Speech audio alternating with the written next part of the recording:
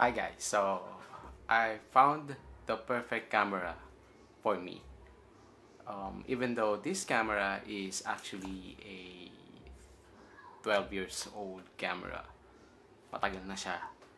But for me, based on my needs, this camera is still very usable even in 2025.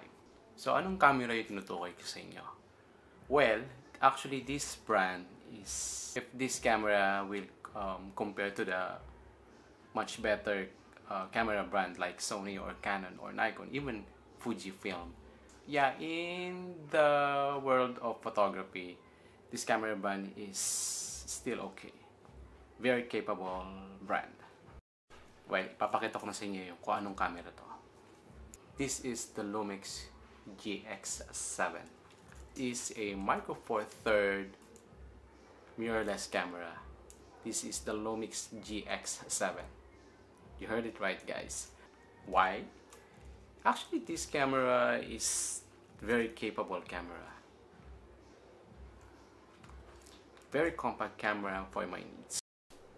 Why I choose this camera? Because it's very compact. Very light to use.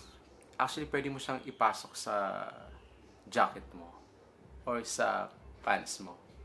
Yes. Maliit lang siya. I-attach mo ng a very good prime lens from a Micro Four Third system. Currently, I use the Lumix 15 f1.7. Very versatile lens for street photography. A 30mm full frame equivalent. Yes. Almost a standard field of view. Almost 35mm. Then, ipapakita ko yung result. Some of my photos I took using this small camera. Let me know your comments later kung ano sa palagay nyo. Kung this is results photos taken using this small camera.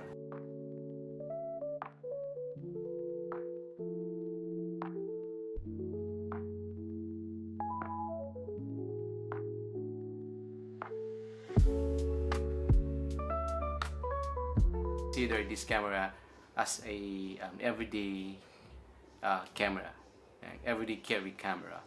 Yes, because of its compact and very light to use. It's very discreet photography. You can shoot na hindi napapansin ng ibang tao na nasa paligid mo. Yes, hindi katulad ng ibang mga camera na malaki, which is not not capable for street photography kasi nga malaki.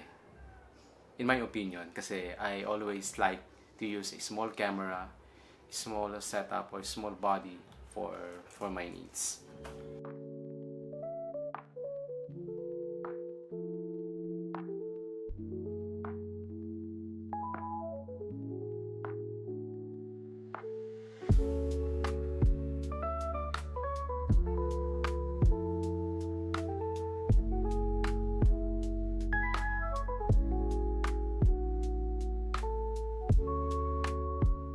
So yun guys, magkita-kita tayo ulit sa susunod na video, and I